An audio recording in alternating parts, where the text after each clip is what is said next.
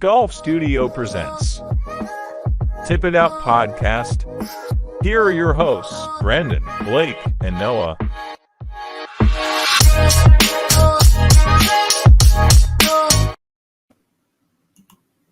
Welcome back, guys. Episode 4 of the podcast. Pretty crazy how we're already on, going on episode 4. Lots to talk about. Feels like forever since we recorded last. So, like I said, lots to talk about. But exciting for this episode. So, for those of you that don't know, we actually got approached by a guy here through one of our mutual friends, Alex, who was actually on the second episode, I believe, of our podcast. Anyway, this guy reached out to us and wanted to get a little more editing on some video work and stuff like that. He's actually done an absolute ton already, so we're really excited to have him on the team. But we have a guest who is our video editor this week. So we're going to go ahead and we're going to bring him on. All right, everybody say, give a big warm welcome to Cole Cooper here. Cole, how you doing? Doing great, man. Happy to be here. Good. Yeah, excited for you to join us. Cole is actually a pretty big golf fan, so we're actually going to invite him on to do our recap of the Riviera this week. Huge congrats to Hideki Matsuyama. He goes 69, 68, 68, 62 in the final round to shock some people. I was golfing during the final round, so I was not really paying attention. And then we get done and everybody's like, yeah, Hideki's got like a 3-shot lead, shot 62. So crazy. But we'll knock out my little headline there for the brand.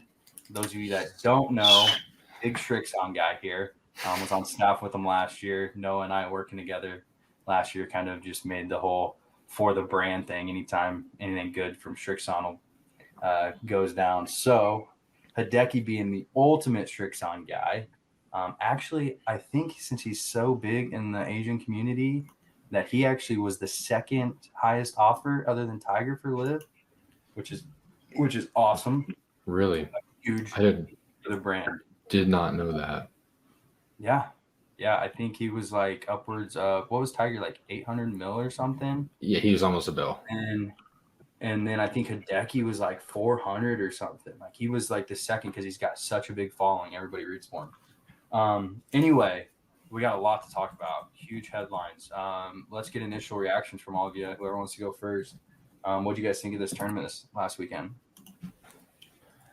Really, really good tournament for our boy Willie Z. Awesome to see him be able to produce something there. That was super, super cool to me, especially with all the problems. And then him coming out afterwards and saying that he had lost a family member Wednesday, or was it? It was Wednesday, I believe, and just kind of carried that on his back the whole time was really cool, especially with his back problems that he's had. So super, super cool to see him just have a very, very good week. 66, 70, 65, 69. I mean, that's stellar. That's pretty dang good from someone who didn't play last year. Yeah, I mean, shit.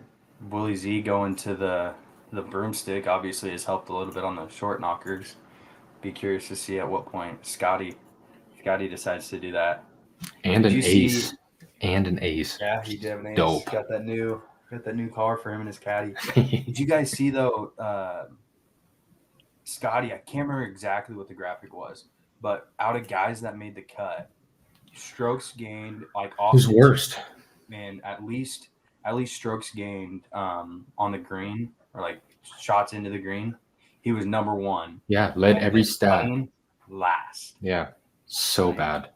And like the thing is he has it's so bad, and it's like he's doing the things too where he's getting a putting coach. He's going through it. He's working his ass off. He's trying, but dude can't put the ball in the hole. It's got to be head. It's got to be in the head. pretty much all mental. Yeah. I experienced it a little bit. Get any better? Kind of tagging along with that Will Zalatoris thing, though. That's one of my Corn Ferry guys. Love him. Love to see him coming back, especially from that back injury. Seeing Matsuyama come back too from like a 62 to finish is crazy.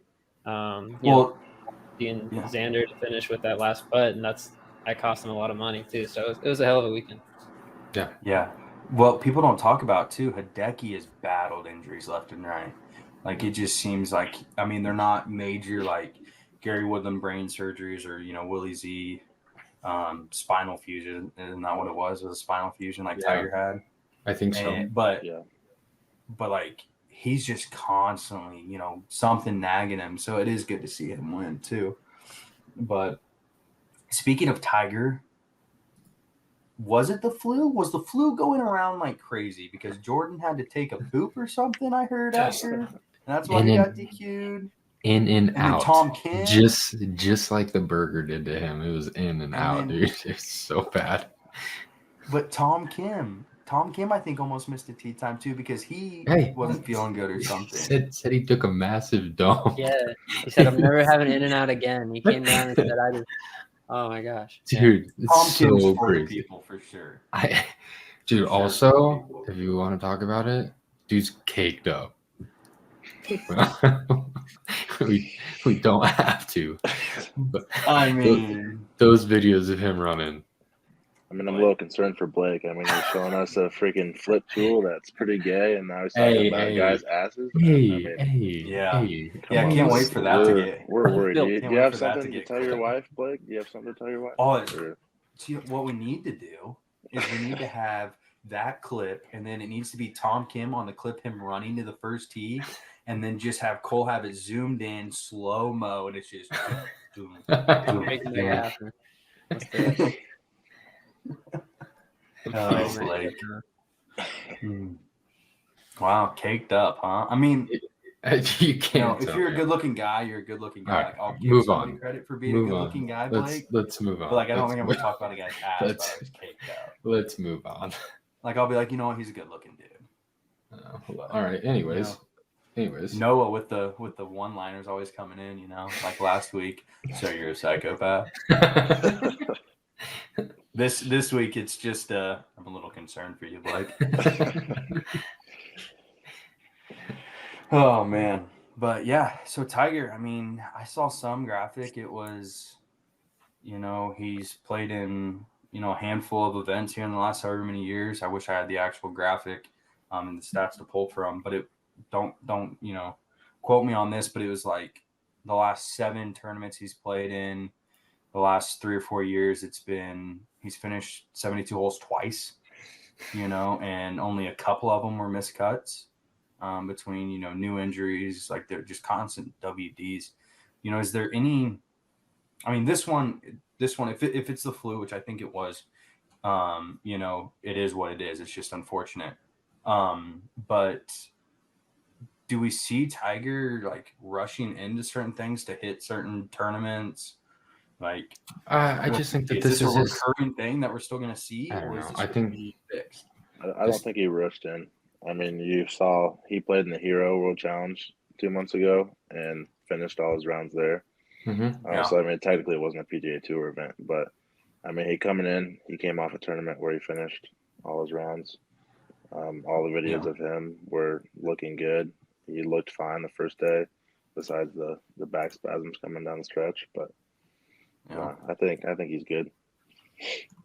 And it's hard for the Genesis too. I mean, it's his tournament. He's gonna play, regardless of how he felt after Hero. Like finishing those rounds is great, but he's not gonna back down until he absolutely has to when it's his tournament that he's hosting. So I think he really fought out till he had to go. I think we'll know in about a month. He said he wants to try to play a full schedule, but previously it's just been majors.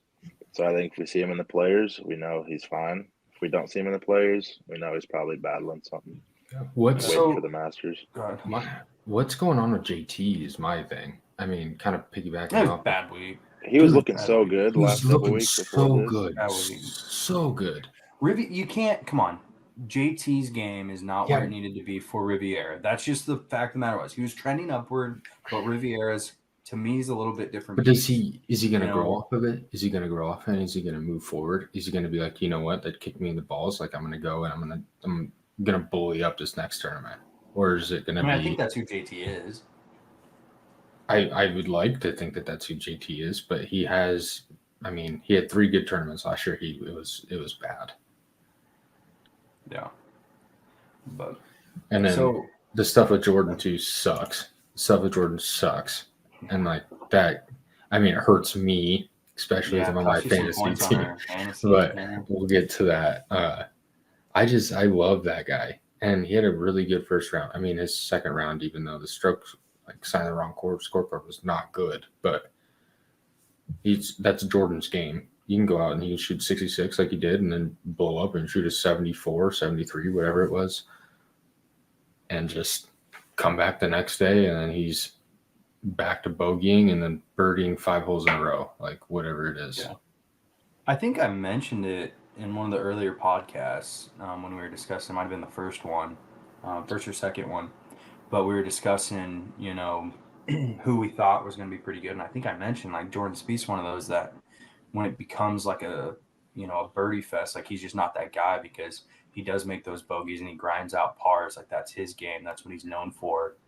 So that's why you see him succeed in some of those like the Open Championships and stuff like that. Like, he's a master of getting himself out of trouble, but he's also a master at putting himself into trouble. Yeah. So even on the easy courses, he's still in that same trouble as he is on the hard courses. So, but speaking of putting or getting himself in a good position, but they struggle and they can't. So, let's talk Xander and Cam. I'm gonna go ahead and we're gonna pull up a graphic over here for you guys, and I want you to look at this. All right, so as you guys can see over here on this graphic, that Schauffele and Cantlay have such a crazy career comparison. You guys can see it all there.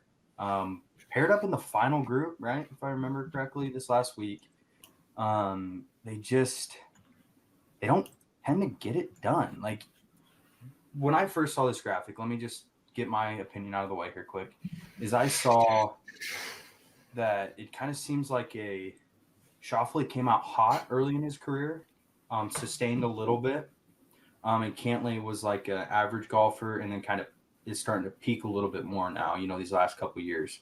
So they almost kind of had opposite trends though a little bit. Do you guys kind of feel that same way, or am I kind of on my own there? Yeah, I don't know. I think they're both pretty good names right now. So. Oh yeah, for sure. I mean, I'm just saying though, one got his name out there early, like with Schauffele, and the other one kind of did a little bit later. Is all I'm saying. I don't know if Cantlay really has his name out there. Honestly, like obviously he's huge on tour and everybody knows who he is, but if you look at the numbers, it's pretty much a clean sweep from Schauffele. Yeah. He's like the better player, and yeah, obviously the wins are equal, but like the 11 major top 10, like I feel like Cantlay's always hanging around and everything, but nobody really likes him. Everybody likes Schauffele. He just can't close a freaking tournament. I'm a Cantlay fan, TBH. Like when I look at this, I'm kind of rooting to see Cantlay's numbers be better than Schauffele's, but that's just me. To me, it's more like kind of like he was at the Genesis. He had a 54-hole lead. Obviously, he's a great player. He's up there in the top of the ranks and stuff, but like he just never really finishes from what I've seen. And comparing him to Xander, like Xander's just been so consistently up there forever, and like making those late day plays where like I would anytime bet on him on a Sunday. But like if Cantlay's in the top 3, most of the time I'm not betting on him. So like kind of depends on how they're finishing more than just the strokes they're making throughout the week. Yeah. Yeah. I mean, if it was one of those things where I feel like if you had to watch a guy just hit balls, you had zero idea, like they panned to different shots. I feel like Cantlay's just like the guy that just always seems to have like good swing, is more often than not in the fairway, hits his greens, doesn't like 3-putt, but doesn't make a lot of putts. Like he's kind of a boring golfer. Both of these guys really are both boring golfers, right? Jordan Spieth's exciting because he makes, birdies and then makes bogeys. But like these guys are just kind of boring golfers, so to speak. But I'm going to throw a hot take out there. I don't find myself rooting for these players. See, I I don't root find for myself Cantley. rooting against them. I like seeing But- both of them, and like I was jacked that they were both in the final pairing. Like I love that. I like both of them. I like Cantley more. I think it's something with Xander's like fingers when he's getting ready to hit the ball. It just pisses me off. You don't notice that? He like No. trigger fingers it over and over and over and over again. Oh, it What just bothers me about Xander grinds is my his old gears. school red putter. I He's don't. got I that guess old Yeah, school Odyssey. that's an OG. Like they've made literally the exact same putter that's not red. Like it can't be that different. Just go get yourself one that's not red where I make it seem like that's a 6-year-old putter. Yeah, But I'm works. with, If I'm it with works, it Brendan. works. Yeah, I'm just saying though, like but I actually saw Xander miss a lot of putts, I think, too. I don't think he's been putting very well, but Yeah, but anyway, back I'm to what I with was you, Brendan. saying. Like I don't root for him. I see him in the final group, like or in the top 10s. I'm like, yeah, like you know what? I'm not rooting against him. Like it's cool to see him up there, but there's more people that I'm rooting for the win. Yeah, If I I'm were to the root same for way. one, it'd be Xander, just because I love to see him come up on a Sunday. But to me, the whole thing at the Ryder Cup when like Cantlay wouldn't wear his hat, that I don't know, it just turned me on. Him being a little whatever he wanted to be, like exactly. Like so that comparison though is Patrick Reed because they're both like villains in that same sense, but they're also like totally all about the USA brand, and they want that bad. You don't see Cantlay getting into it in any other tournament, but you put him with the red, white, and blue, and that dude's like yelling and jacked and pumped and wanting to be that villain, and I love it. I mean, they're guys you want on your team. Like when it comes down for sure for your country, you want them on your team. But for what's sure. crazy, so you know how like Patrick Reed, everyone knows he's a villain. Nobody likes him. I kind of love him. I kind of like him. I love him. I like Patty. Anyway, right hand up. Yeah, I'm choosing P. Reed over P. Cantlay. Is all I'm saying. Yeah, but 100%. Patrick Reed, hands down villain. Cantlay's kind of a wolf in sheep clothing, right? He's kind of like Clark Kent, but for a villain. Like Clark Kent's got the little nerdy and then becomes Superman, right? Patrick Cantlay's kind of got that nerdy action, but still pisses a lot of people off. Like he kind of seems all innocent, but he's a villain for sure. But yeah, Xander's who I'd be rooting for. So I don't know. He's also on my fantasy team, so yeah, you were looking good there. We'll touch up on that later here. Want to cry? Podcast, but damn, dude, you had some bad break Thursday, dude. I mean, you were ready to just kind of end it right there. Yeah, but, we were rolling. But so you guys have anything else you guys want to recap? For this, any big headlines for this last week? I'll just give props to Gary. Just in and out. Playing well. Yeah, absolutely. I'm a huge fan of Gary Woodland. One of my favorite swings on tour. Yeah, and seeing him come back, make a cut is awesome. Dude, he's such an all-world guy. He's a great. You guys most of you guys know that I'm from Kansas, and growing up I played in the KJGA, and so you play some junior golf stuff. One of the junior golf events was at a course called Alvamar, which is Lawrence, and it's KU's home course. And so I was playing, and I was just got done with my round, and I was just out there putting. I think it was a practice round, and I just kind of turned my shoulder. I'm like, dude, this guy's massive, like 6'4", like 250, just out there putting. And it wasn't me, right? No, chill. But Gary Woodland was just out there putting, and I had worked at a couple golf courses. I was working at Prairie Dunes, I guess, at the time, here in Hutch. And so I kind of had grown accustomed to you can't fangirl over celebrities, right? That's, which sucks because it kind of takes away the excitement aspect of it. But I kind of gave, Gary a quick wave and he just goes, "Hey, how you doing?" or whatever. And then I just go, "Oh, well, nice to meet you, Mr. Woodland," and shook his hand or whatever. And just taking the time, even though if it's a quick time, Gary Woodland's just a down to earth guy. So it is nice to see him, coming back and do what he did.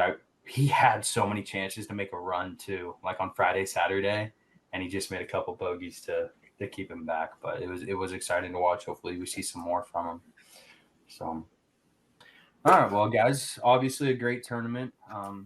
Hopefully, we'll see more tournaments like that. Guys making a run towards the end of the weekend, and surprising us. So, moving on though, like I mentioned earlier, we have our video editor Cole.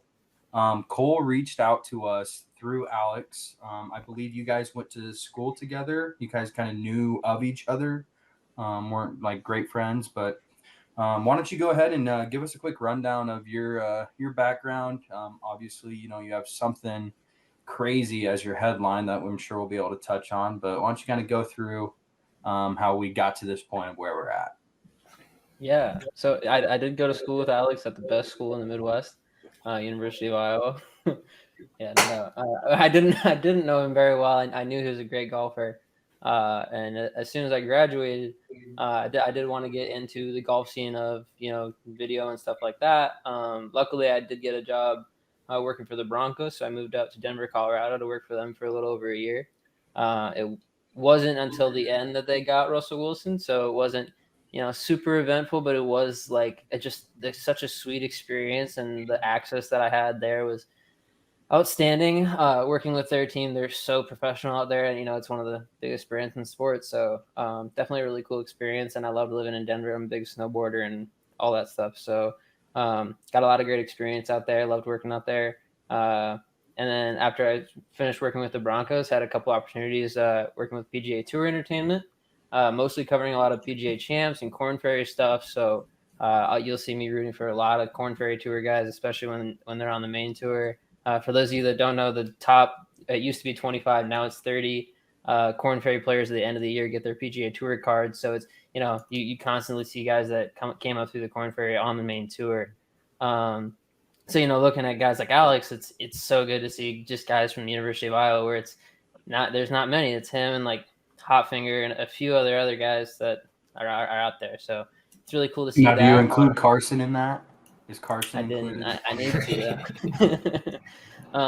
You don't see a lot of Iowa guys out there, to be honest. No, it's a you lot don't. of like ACC schools and SEC schools, Mm-hmm. which annoys the hell out of me. But when you see an Iowa guy, you're like, hell yeah, or Yeah. even a Nebraska guy here and there. Yeah. But I've really been enjoying it. Kinda... I did a little bit of work for Sports Illustrated for the past 2 years. I've been managing most of their golf content and doing a lot of their paid recaps and stuff like that.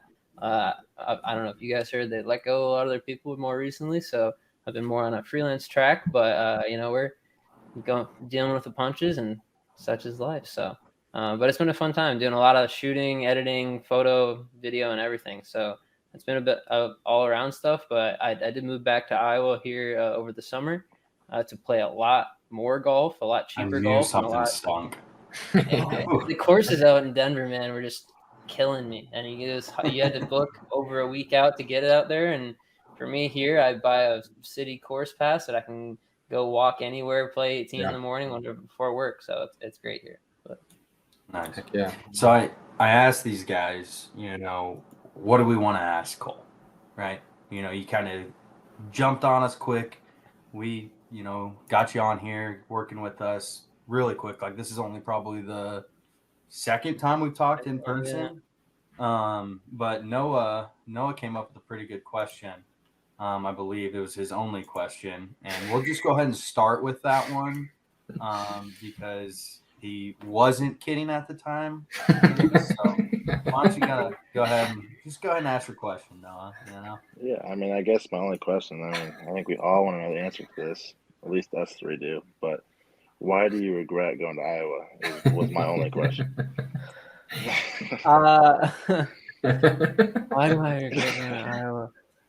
So my first year at Iowa my senior trip coming out of high school was the Rose Bowl when we went undefeated and then went and played Stanford at the Rose Bowl, and getting to watch Christian McCaffrey first play from scrimmage just take it to town on us, and it was one of the most expensive games I've ever gone to, but it was a great time. I was seriously doubting my candidacy to go to Iowa at that point. I'm like, are we just going to get smoked? And every it only got year worse. after that, like Yeah, I was like, what? That should have been your clue. it right turned there. out okay. We were awesome. You know, it's especially being an Iowa fan now. Like, peace and love to Brian Ferentz, but happy you're gone, brother. It's a growing You know, I pain, saw I think. I saw a hilarious tweet, and it was I can't remember what their stadium is called in Iowa State. Do you know? Go off the top of your head. Iowa Jack State Trice. Stadium. Jack, The was it? football Yeah. stadium, Jack Trice. Oh, gotcha. So it was a tweet, and it was like, heard Iowa State's looking for an offensive coordinator with a winning record in Jack Trice Stadium or whatever, and there's a picture of Brian Ferentz. So it was just kind of funny. I was looking at He was jobs on on their there. site, and they literally had the offensive coordinator position on a couple of websites, and I'm like, with how they're looking for it, hell, I should apply. They don't need my No, there was a guy that applied. He was either for the Bears or the Packers. I think it was the Bears offensive coordinator job, and they actually sent him a letter back saying, like, you know, thank you for your interest, but we regret to inform you that you are not going to be the new offensive coordinator for the Chicago Bears. But man. So yeah, I wouldn't you say know I what's regretted crazy is many we things put about two going to Iowa because, you know, beating Nebraska every year in football I was there was pretty nice. Can't hear you, Cole. Oh, Yeah, I I think you cut out there. Cutting out. Yeah. Cutting out. It's Yeah, something. you I don't know what it don't was. worry about it. We don't have to say it. But no, it's a fun rivalry. I mean, I didn't hate Iowa until we got to the Big Ten. So now it was always funny, you know, I drive through this little, when we were living in Lincoln, we would drive to go see my wife and Blake's dad down in Kansas City. And we'd go through this little tiny corner of Iowa, and we'd pull in just across the border and be like, gosh, it just feels so gross all of a sudden. And then we pull out in Missouri. I'm just like, man, I just feel so much better right now.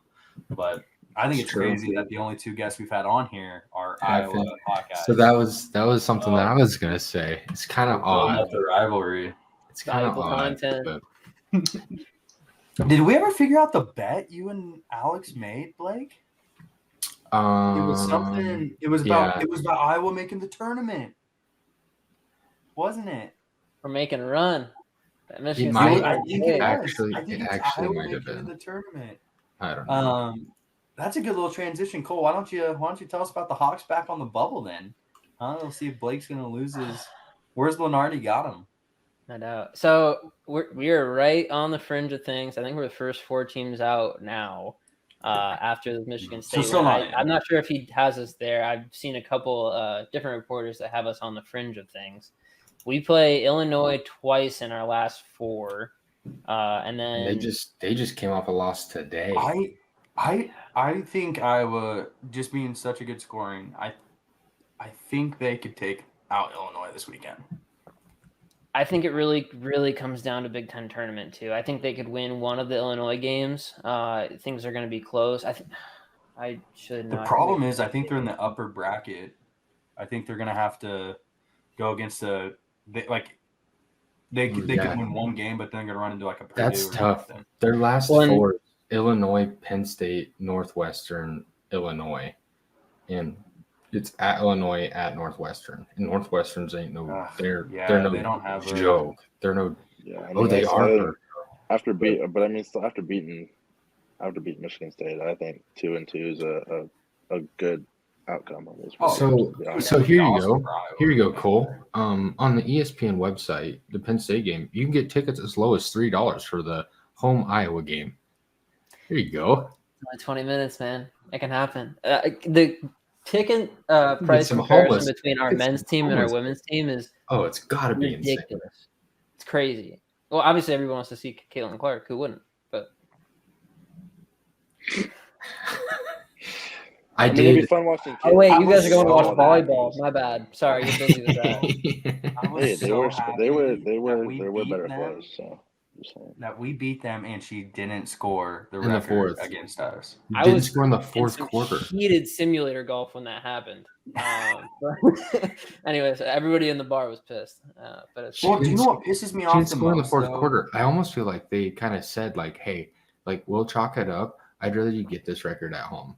We can try to win." That pisses me off though. That takes away from Nebraska. There's no way It's Like, fine. she is We actually beat. the Iowa thinking way. that way. Take Who away from cares? Nebraska. We stormed the court. Get out.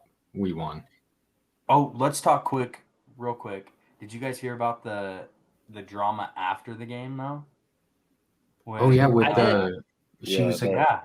yep, that Iowa's coach is a Yeah, you Diva. can't I spend can't 20 say minutes that. in the Can't say locker that diva, word. room. diva. She's a diva. Just say diva. Can't say that word. My dad called her a bitch straight up. I mean, not quite the word And I was my thinking dad- of, but I'm I'll just go like, with that dude. one. It might be more socially acceptable than the word I was going to use. But Yeah, that stuff's crazy. So I think a Iowa, lot kind of of just people on runs in the both family sides with were a little Iowa fed basketball up. coaches. The whole Big Ten protocol thing and all bunch of different situations were going on where they're playing music during free throws, and it's like when it's that close of a game, I'm sure the coach got a little heated. I didn't Yeah. want to. I would not want to have been in that locker room after that game. I would have let them take as long as they want. I understand Nebraska going ahead of time and saying let's get this out of time. It's going to take 20 minutes. They're going to take 20 minutes. Might as well. But rules are rules. I get why she was bent. They got to hop on a flight and get out of there. But at the same time, Well, I heard not a good look. the girls, the Nebraska girls, thought they were done. It's not like they knew they were still in the locker room; is they thought they were done because they had spent so much time on the court. Yeah. So they were thinking that by the time they finally got off, that I was already done because they hadn't seen any of them. But I think nonetheless, all jokes aside with Iowa and everything, if that's the Nebraska coach, I do feel a little embarrassed by the way she handled it. And yes, tensions were high, right? They should have won that game, this and that. But you're still professional in the long run, right? You still have a certain way to go about things. And yelling at these 18 through 22-year-old girls that just won a huge game, yelling at them for not knowing what was going on. It looks bad. Understand the moment, but I understand why she was mad. Yeah, understand the moment, and that you're at that stage. Like this is the biggest game of those girls' lives. They just won. They just beat a top 5 team, top 3 team, right? I was number 2 at the time. Like they just upset you on their home court. Let them have that emotion and that excitement. Like you taking that away from them by just being a B in the background of a press conference, that looks bad on you. We're It's also embarrassing. talking about a flight from Nebraska to Iowa. It can't be that long of a flight. You're not going to be that late, all right? Well, it's borderline. That Probably 45 minutes really gets you, man. But I totally I wasn't understand. trying to bag on Iowa with that, but yeah, it's hard too because the amount of times this probably happens and it just doesn't get caught on camera between men's and women's coaches is probably a million times. But Bluter, it's a weird spot because she's trying to stand up for her team and they're all trying to get out of there and forget about this game. But at the same time, long term, this loss is good. We need a loss like that, especially going into a tournament. I think where they can think back to why can't we get our offense going purely because we're going to Caitlin, who doesn't want to score right now, but it's we have other offensive weapons. So bad loss, but it's keeping that good mindset leaving the game, which obviously they didn't do, but it's a tough situation for anybody, especially as a number 2 team in the country. So yeah. And it was kind of cool seeing Caitlin getting that record from the logo, baby. Did you see that shit? That was insane. I mean, that was a shot. Super. I watched 15 seconds of Iowa women's basketball, and it was not her scoring that. It was the last 15 seconds in the Nebraska win. So it's great too. I don't know if you guys saw Hannah Stolke last week. She had 47 points, something like that. Broke the Iowa scoring record. Is that when Caitlin Clark went 0 for 22 or something? She did not do. She had a really bad game. But then Caitlin comes back the week after to score 49 to break that record and the all-time scoring record. So, jeez, that's wild. Yeah. So Cole, let's get back to you a little bit since we've got all of our. I think I've said Iowa one too many times, or I'm about to puke. But let's get back to you. So what's your big golf guy? What's your golf background? And then kind of after that, why don't you go ahead and just tell us about what your favorite job you've gotten so far with your editing and your video stuff. And why is that our podcast? No doubt. So as a golf guy, thanks, Blake. As a golf guy, I am a background-wise high handicapper. If I'm breaking 100, it is a good day. If I'm breaking 90, it's a great day. I bought my first driver that wasn't out of a garage or a friend's hand-me-down last year. So super happy. Got fitted irons. Life's big. Finally made some adult money. Corn Fairy money. Corn Fairy money, baby. Love it.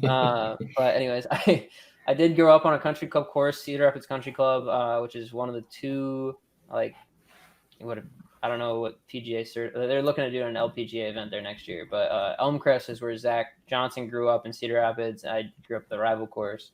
Growing up was not super big in golf. I played a lot thinking it was just, what kids did. And then when I grew up, I was more of a football guy. Then getting into high school, kind of got knocked out of football with concussions and stuff like that, and got back into golf and really wished, especially after high school, that I would have played all 4 years. And so especially now working in golf and seeing just the highest levels of it all, I love playing when I moved back to Iowa, I played 21 straight days, 3 days of 36 holes, which was awesome. How many balls? Hold on. How many balls did you go through in those 21 days? That's a great question. I don't buy new balls. I go on Facebook Marketplace. I'll take a picture sometime, but I have a giant bin in my garage that's unmarked balls and then marked balls. And so, really, big Facebook Marketplace guy. I don't like spending money on balls because I go through enough of them as it is. Yeah. Which I'm sure takes off my stats a million places. But anyways, so shot last year. Okay. Go ahead. I was gonna say, so last year, Noah and I were working together at a course in Lincoln, and it is wide open. But I was on staff with Strixon, like I mentioned before, and so they sent us 12 dozen balls. And then a couple of the other brands just kind of send you balls so that you can play them or whatever. And by the end of the year, or I guess it was when I moved back to Hutch in July, I took a video of all the balls I had, and I counted it up. It was 53 dozen golf balls that I have just sitting brand new, not even touched. And I played golf on Sunday and went to go grab some more balls. And this course that I'm at now, I lose a little bit more golf balls. I just shot 80 with 11 penalty strokes, so there's plenty of lost balls with that going on. But I kind of I'm just I don't know how I'm ever going to go through these balls. And I used to always laugh at people who would have the old 3-year-old Pro V1s not touched, and then they'll break them out one day, and you're just like, why do you still have these? These balls aren't even relevant anymore. And I'm gonna end up being that guy. Those are all empty, Blake. Screw off. No, they're not. As the cardboard. But yeah, if you ever need balls, let me know, because I have too many to hit. There's some pretty cool Nebraska ones I'll have to send you. Those Chrome Softs, remember those, Noah? Yeah, we still got some. So, all right, cool. Well, what do you? So 21 straight days. You were playing 21 straight days. Were you exhausted? Why didn't you do 22? What made you not do 22? So why was it? I think maybe half of them were riding days. My city pass here, I can go and walk 18 as long as it's not before noon on Saturday at any time. You just have to book it online or whatever, which usually there's 12 tee times available each day. Yeah. Open ones. So we would be able to go out at 7:30 in the morning, play a quick 36 before 2-3 o'clock, because I'm just playing alone and just zooming. And people would let me play through. I'd hit it to the back of some old people. They're like, just play through, screw it. I'm like, oh, okay. It didn't happen most of the time. My lowest score was an 84. My lowest shot. So, we're getting there, but hoping to break the 80s at some point this year. But finally getting to actually training and getting to the range with a thought in my head besides I'm going to smoke some drivers. But yeah, it was a good time to really get into it, especially when I was in Denver. You might play every month, maybe twice a month. Just it's so expensive out there, and you have to book a tee time almost a week out. Whereas here, like, if courses were open, I could go right now and look on the site and be like, oh, I'll play at 7:30 tomorrow morning. Screw it, and just book the time, and bam, I'm playing 18. So it's really been great here availability wise, and the courses aren't as hard.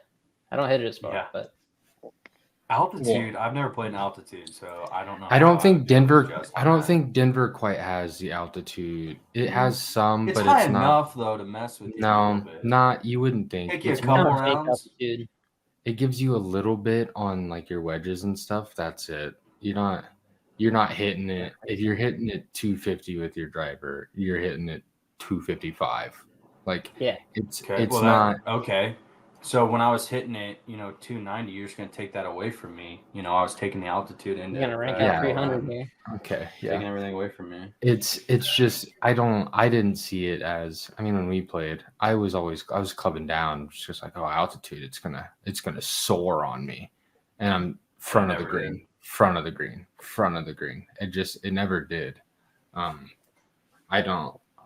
that was like in the Denver, more towards Golden, Colorado area where I played this last spring, or fall, I guess, whatever it was. But I didn't really see much of that. And like the more people I talked to, like after the rounds, and was like, they're like, no, like you go into Colorado, you get into the mountains, like you're seeing 2 club difference. A lot of people don't realize too, like, yes, Denver is a mile high city or whatever, but like you drive 20, 30 minutes west, you are up there. You are way higher than you used to be. Mm-hmm. It's crazy. Yeah, I haven't played in any altitude or anything, so that's kind of cool to hear about. So Cole, why don't you touch quick on kind of just give us a quick reason why whatever your favorite job has been. Your goals and like what, like your favorite thing that you've done so far, and what you're kind of like exceeding to try to do with the career path that you're taking. No doubt. So my first NFL game I ever went to was working in the NFL.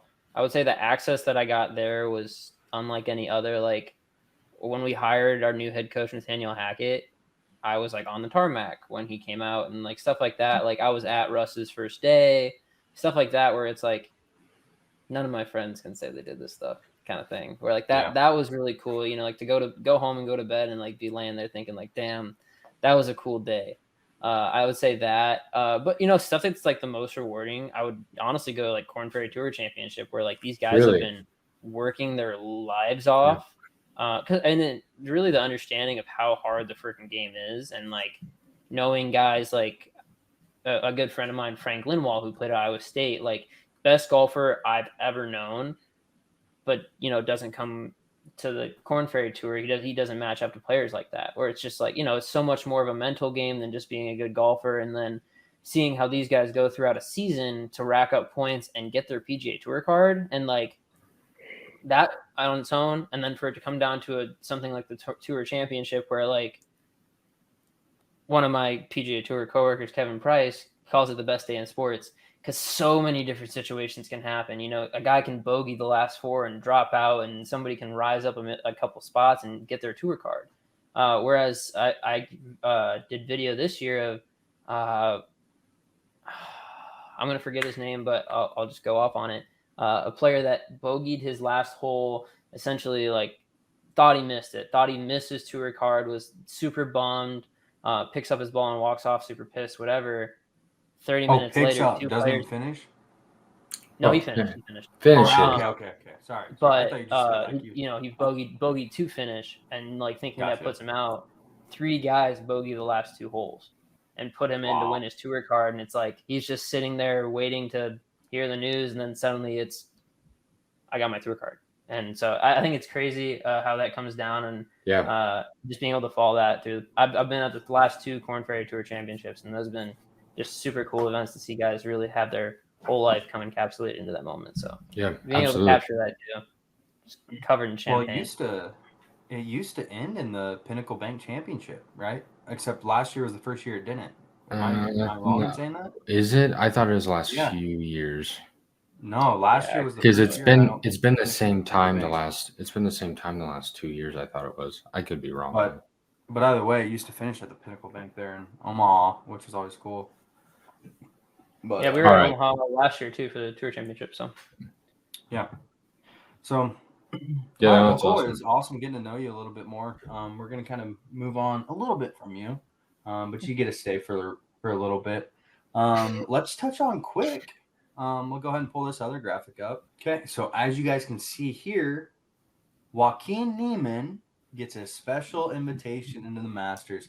Let's touch on this quick, guys. I know we mentioned it a little bit before with his win on Live, but is this justified? Are we happy with this? I love it, in my opinion.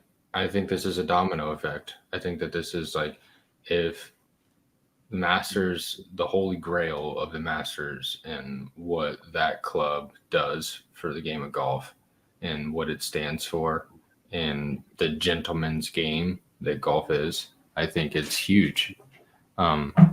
Just seeing like what they're going to allow and have someone involved in this is crazy to me. And it being like a live golfer and Joaquin Niemann, who I think deserves it. And I think he stands for every right that Augusta stands for on who he is and what he represents. Yeah, on all aboard. Rooting for him for it, actually, now. So I'm going to interrupt you real quick. So talking about what Augusta's all about, have you guys heard about Angel Cabrera? Angel Cabrera is teeing it up in the PGA Tour Champions this week and maybe making a comeback at Augusta now that he spent his time in jail, I think, after domestic violence, which we don't condone at all. Noah hits himself in the mirror for not looking pretty, but that's about it. I think you're pretty, Noah. More about playing bad golf than anything like that. Wasn't it Lucas Glover that his wife used to beat him? Yeah. No, Billy Horschel. Billy Horschel. I think it was Glover too. Billy Horschel, American. I didn't hear about Glover's wife would beat the shit out of him if he didn't make the cut. If he missed the cut, beat him. She beat him. You didn't hear about? Oh, we're not getting into it. You have to go look. It's crazy. Actually, you didn't know that? They're divorced now, but no. I hope so. No. Yeah, they are. No, they're together still. Yes, they are. Got a different... No, looking it up right now. You know what happened if he left her? Anyway, get off the tangent. Angel Cabrera making a run back. So it'll be interesting to see what he does because Augusta stands for Joaquin Niemann. But I am glad to see. I think he deserves it. He's one of the top players in the game right now. So hopefully he can continue to show that a little bit. I want to see a little bit more of a merge with Live and PGA Tour guys. I want to see that same competition. I think the people that suffer the most are the fans, right? We don't get to see week in, week out the best golfers battle. So I think as fans, we should all agree that the more tournaments we get to see the best golfers in, the better. So hopefully that'll continue.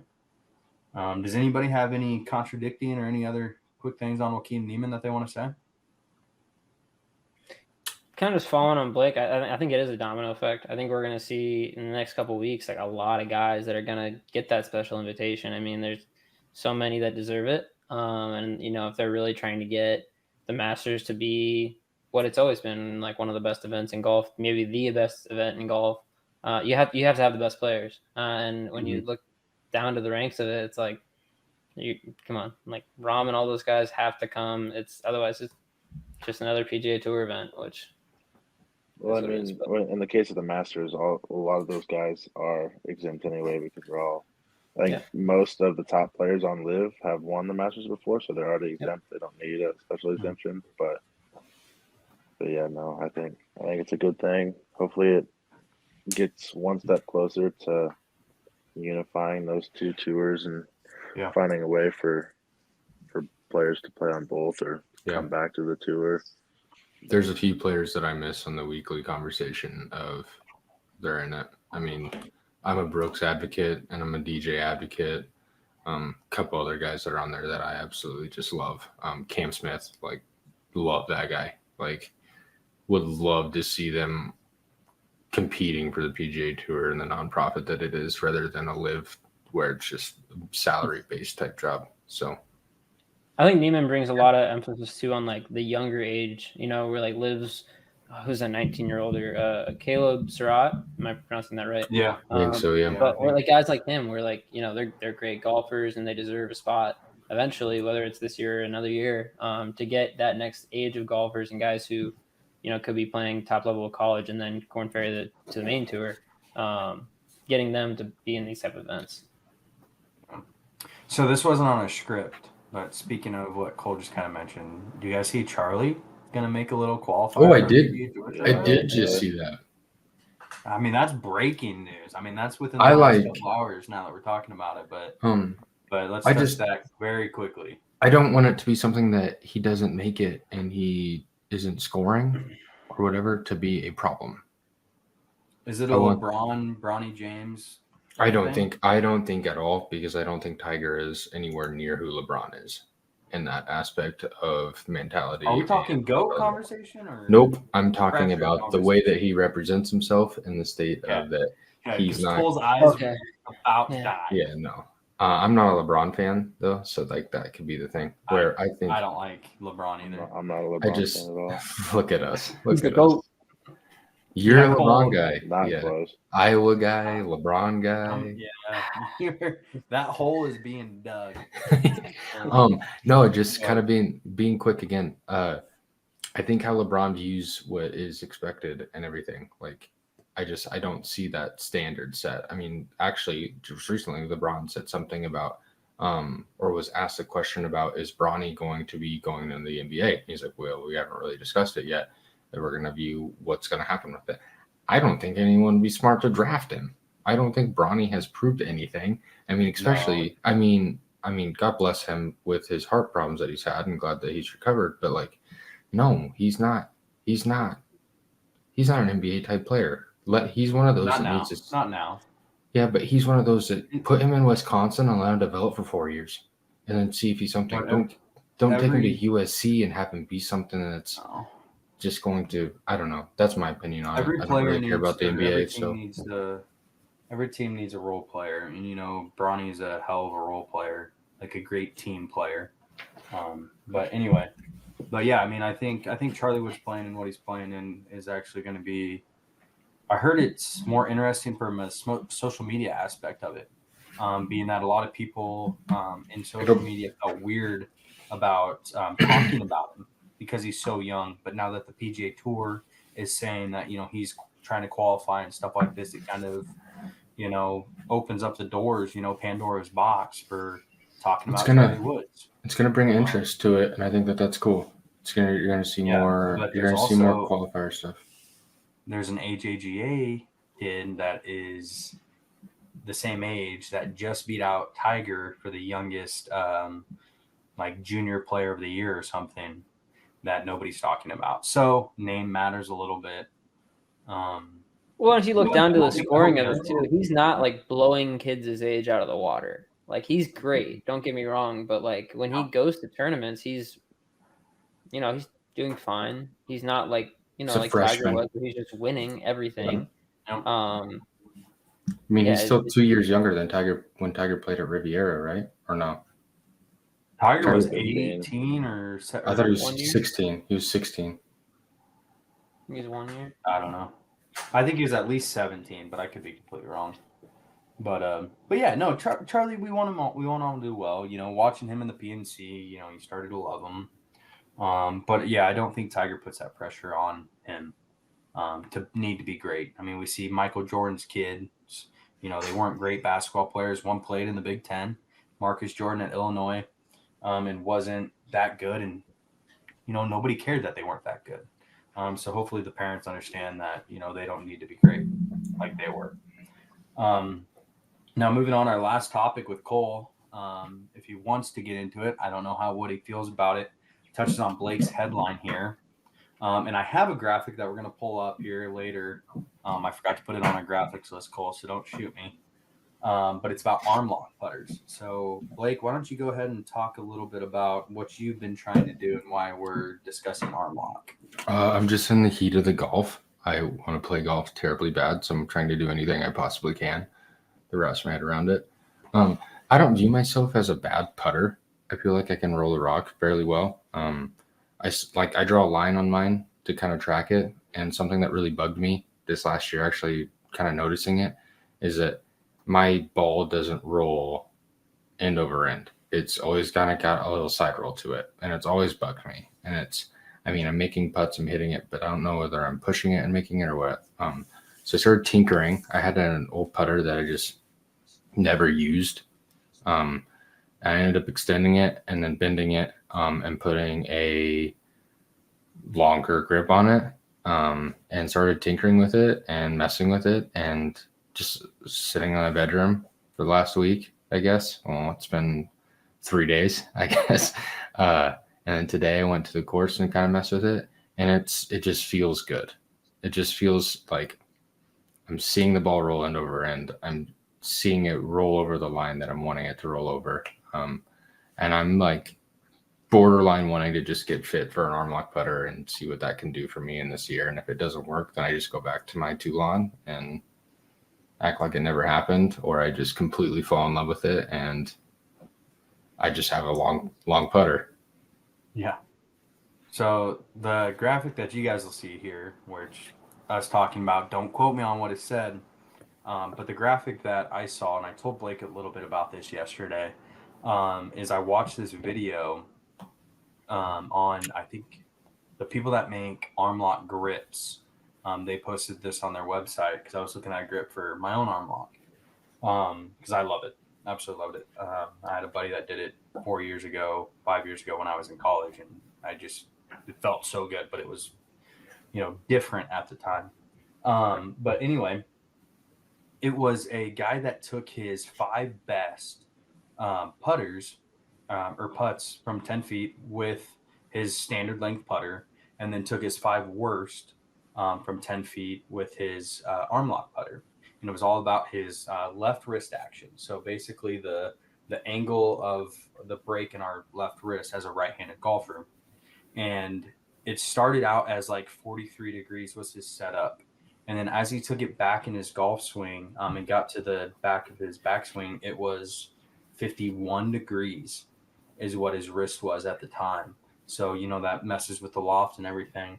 And then with his 5 best, they had the same diagram, and it got it to about like half a degree off. But that was his 5 best. And then they took his 5 worst with the arm lock, and it started out at like 46 degrees of left wrist lock angle. And it moved like less than a degree between the entire swing. So basically allowed him to be more consistent with everything. And then they took a chart and it broke it down into like 4 categories. I don't remember what the 4 categories were, but his overall with the putting was like 76 with his regular length putter. And then when he got to the arm lock, it was like 83. Dang. Just eliminating a little bit of the wrist lock. So yeah, we're just kind of touching on that quick. Cole, I don't know if you've ever really heard about or messed with tinkering of an arm lock, or if you putt regular or whatever. Noah's just quiet, so that's why we don't really talk to him. Basketball coming up here soon. But I'm actually curious to hear from both Noah and Cole about their opinions on the arm lock. Noah, you start. I want to hear your opinion on it. As far as I'm concerned, pretty much everybody who uses the arm lock putter uses it because they can't putt with a regular putter. Everybody on tour was that way. Everybody who was struggling with a regular putter switches to arm lock. Nobody goes the opposite way. You never see people who go arm lock and then start there. Well, why do you need to leave an arm lock if you don't miss? Well, I mean, Will's Outdoors had the worst putting stroke I've ever seen in my life. But he left the arm lock, and now he's actually cheating. He just went. I guess he wasn't really doing arm lock, but he's belly now. And everybody you like hate. I mean, uses the arm lock. Bryson DeChambeau, everybody like that. I mean, and also my last point Arguably the best putter before the live thing came Cam. along, and who I will say is the best putter in the world is Cam Smith, Cam Smith. and he doesn't use the arm lock putter. And but I mean, if we're gonna get into it, which we won't, but another day we could. He doesn't take a practice stroke before he putts. I don't either. And we need to touch on that later because I think that there's some data that says that you shouldn't take a practice stroke.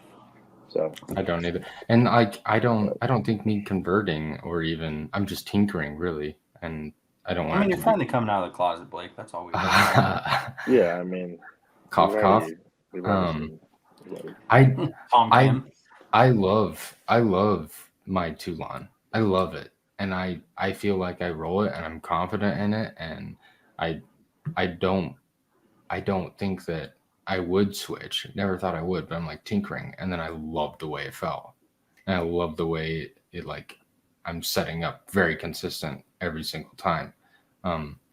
I think armlock is cheating. I 100% do, but if it's going in my tinkering and I end up loving it, and I'm going to go away from what I think I'm actually fairly decent at, then screw it. I'm going to do it just to better my game. Yeah. I've looked into it. Fortunately, my putting is the only part of my game that isn't super broken. So I've tried not to, don't fix what's not broke kind of thing. But definitely I've seen some players on tour that have just been, similar to Scotty vibes, where it's like their ball striking is great, but boy, they just can't putt. And like midweek will change. It's really based on what they're feeling. So we'll see how this season go armlock. I don't think he would. I don't think he would either, but he might need to. It might help him. But see what happens. Yeah. So, all right. Well, Cole, it was great having you on. Do you have any last words or whatever other than go Hawkeyes? Because I can't say go Hawks. Caitlin Clark's the GOAT, baby. That's all I got to say. Golly. Well, we appreciate you coming on. Love to see the work that you do with us throughout.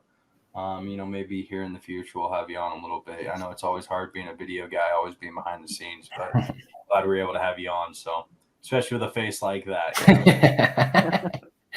Thanks, Brendan. Appreciate it. Thanks, Cole. All right, well, guys, that was great having Cole on. Love his insight. Love that he's part of the team. Hopefully, we'll be able to have him on a little bit more, and he's doing great things, as you guys saw with the last Instagram post. Hopefully, we'll do a lot more with that. Yeah. Good luck for on his uptime stuff too. I hope best for him. We didn't mention it was outside of the recording process, but he's got an interview with Big Ten Network here soon, so hopefully he gets that and it goes well. Yeah. So let's touch on quick. As you guys can see here, we have the fantasy golf update. Here's where the current rankings are. Noah has the lead by 10. It's Jordan's fault. Yeah, a couple. Yeah, Jordan. As Jordan you all could have predicted, I have the lead. Yeah. Yeah. Well, let's not pull up your betting record. So you also got picked. You also got first pick. You also got first pick. You also got first pick. But anyway, I think I'm behind like 10. He has the best three players in the world. That's true. Blake is way behind. And I will say Jordan Spieth cost you about 35 points, probably, give or take. So love a good underdog story. Yeah, so you're ready for that? Good. We're fine. Yeah, little comeback story, Kim Kardashian type thing. Stop. All right, but as you guys can see there, we did change it up a little bit. As we got going, we realized that, we may not have 3 guys in the field every week. So the team with the lowest amount, like let's say one of us has 2 people in the field that week. That's how many we take. So we did change that up a little bit. But there's the standings there. We'll keep going with that for the rest of the year. All right. Well, since Noah's fallen asleep, it's time to wake him up. We're talking basketball. So with basketball, come March Madness coming up and everything. Let's talk quick about Nebraska's big win tonight, as well as here on the graphic that we see is the kind of the Big Ten generator. So that's kind of just that wasn't including the wins tonight. I think I actually took Illinois to beat Penn State to get to this bracket, but this is a pretty good chance of a bracket happening.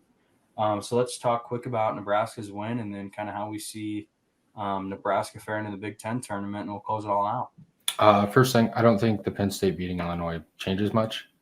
It doesn't. It maybe if Penn State wins out, it may change a few seeds, but shouldn't affect Nebraska too much. Kind of the thing that kind of scares me a little bit is Wisconsin and Michigan State if they flop. I'm not scared of Wisconsin necessarily, but if them boys shoot, we're screwed. I mean, you can say that for any team, but I don't know. Something about Wisconsin and Nebraska games, especially in the Big Ten, just always worries me. Well, the thing is, though, is that I believe for the most part, especially after a win against Indiana tonight, that we control our destiny. So as far as like a Michigan State, like looking at this bracket here, I think we got it made for the most part. I think this is an ideal situation for Nebraska fans, unless Maryland would upset Michigan State, because we did not play Maryland well at all. I think Julian Reese went off that night. But I think being the 3 seed and then playing either a Michigan State or a Maryland, like it could be a lot worse. So I think this is like the optimal outcome as a Nebraska fan. Noah, what do you think? Yeah, I mean, I don't think we really have to talk about who we're playing first if we're going to get the double bye. Yeah. And The double bye is huge. And like the win tonight gives us a chance to get the double bye. Like that, like sets us up perfectly to, if we can go 3-1 down the stretch, I think we have a good shot at the double bye. And especially 4-0, we would get the double bye. I'm not necessarily saying that's going to happen, but I mean, I'll touch on my subheader because it's actually about Nebraska basketball. 38 is our new KenPom rating after tonight. Yeah. Is it? I didn't look at that. Highest of the season. What's our net though? What's our NET? Before the game, it was like 47. It was at 41. So I'm sure we went up. It was 40. It was 41.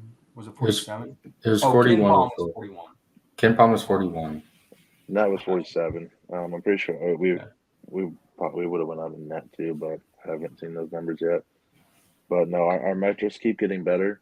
And if you can win your last 2 home games and 1 on the road, like if we go 4-0, and even if we lose the first game of the Big Ten tournament, that'll put us in that 9-8 matchup, in my opinion, and hopefully which is a lot better than a 10-7 in my opinion. But the only thing that scares me about being a possible 10 seed is the possibility of being an 11 seed and having to play the play-in game. Yep. Like that's well. I don't think we'd be on that side of the play-in though. No, after this win, I mean we're pretty far away from being one of the last 2 in. But before this win, like let's say shit hits the fan, we lose the next 3 games, we're in a play-in game. Even if we go, is it 3 games or 4 games? We got Ohio State, Michigan, 4: Minnesota, Ohio State, Rutgers, Michigan. So if we go 2-2 in those games, I think we're back to an 11 seed and maybe playing it may be a playing game. I think we're at a 10 seed still if we go because that would be 3-2 over our last 5, and that would be 21 wins. And I mean, if Ohio State's gonna beat Purdue, I mean that ain't no game to shy away from on their court. I was talking to my dad today, or the last couple of weeks we've been talking about like who do we want to play in the Big Ten tournament. And we were talking about like you want to get the 3 or 6 seed. You want to get the 3 or 6 seed. You don't want to play Purdue.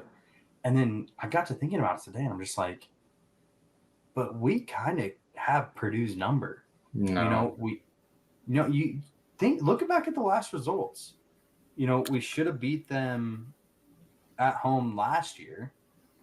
And to be fair, there was a graphic. I wish I took the screenshot. I wanted to take a screenshot of it. That happened tonight, and since like February, 8th of 2023, February 1st. we have the second best. We're 24-11, I think, since that time, and the only person better us is Purdue, and that's a team that we should have beat last year, and we beat this year. Like as a Nebraska fan, I'm not as scared of Purdue as I should be. No, because we've shown that we can kind of be Purdue's kryptonite. I'll give Blake this scenario. And obviously Purdue can shoot the ball, but if you look at the other top seeds, you have Wisconsin, Illinois, Northwestern, Michigan State. All four of those teams probably are better from three than Purdue. And Nebraska is terrible against teams that can shoot because of our defensive philosophy. So that's why we're better against Purdue. That's why we had Indiana's number this year because their guards sucked and we could double in the post. Yeah. Every Which time we scared us in the second half of that game today, though, with Indiana. They queued on it and they were Well, but that was we got really cold. They got really hot. Like that was the best they could do in that second half. I don't think they were ever coming back from that.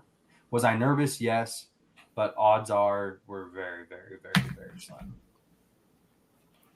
I don't know. Those are the. I wouldn't say that like I'd rather play Purdue, because I just wouldn't. They're a force. They are a good team. They're a top 5 team for a reason. I said in the past on this podcast that they are frauds. I don't think that they're. I have trouble saying that they're an Elite 8 team.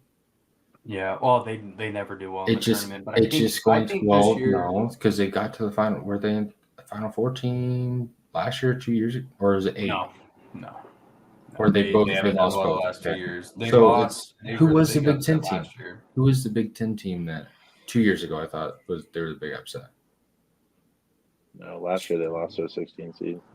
Yeah, it was last year. Yeah.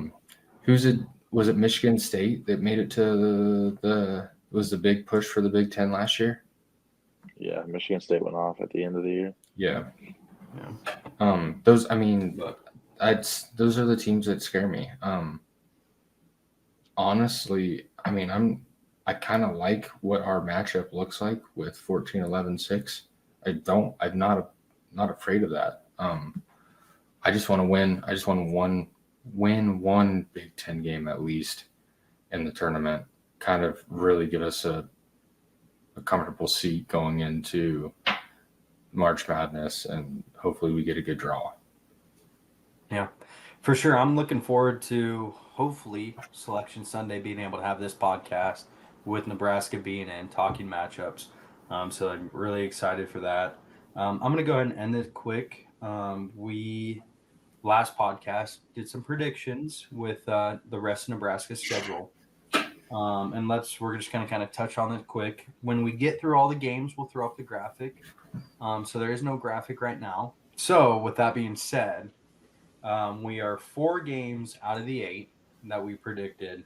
I chose all wins. Obviously, the loss to Northwestern hurt me a little bit. Sucked. The only one I missed, I just thought Illinois, coming off of a tough loss, we were going to be able to handle ourselves against Northwestern, and obviously didn't. Tough first 10 minutes. But I've hit the next 3, so I'm 3-1 on that. You took a win against Northwestern, so you lost that one, and then you also took a loss against Penn State, and then had us winning out. So you are 2-2. Noah, you got the Northwestern loss correct, but then you had us losing Indiana tonight, which was looking pretty good for you for a little bit, even though you were still rooting for Nebraska. But we did ultimately win that. So I'm 3-1 right now, going in those 8 games. Blake's 2-2. Noah's 3-1. So excited. We actually, I think that actually kind of ends regardless of what happens. Noah and I will tie, because we all of us haven't won these last 4, and hopefully, that comes true.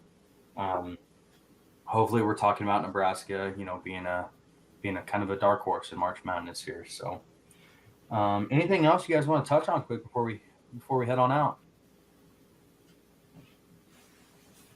Marcus Lawrence, baby. That's all I got to say. Hell of a game.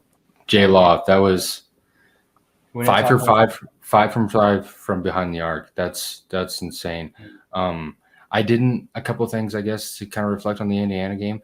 I don't know why we don't have Alec at the top of the key and having Rank kind of switch positions on that side of things offensively, where he is then spotting up in the corner for 3 or on the wing for 3.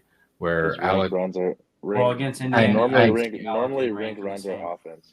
And I get that. But if we're getting open shots like we were from Alec, and I know he's not a threat to the defense, but that's going to open up more opportunities for our team. So I think that was a big miss. I mean, we won by 15. I don't think it's a big deal, but I just don't like seeing open shots taken from behind the arc with Alec. Rank leads our team in assists. He had a rough game, but I'm a huge Rank guy. So that's kind of the last thing that I have to say. So nice chatting with you guys. And guys, we'll hopefully be talking some more wins from here on out. Yeah, guys. Go Big Red.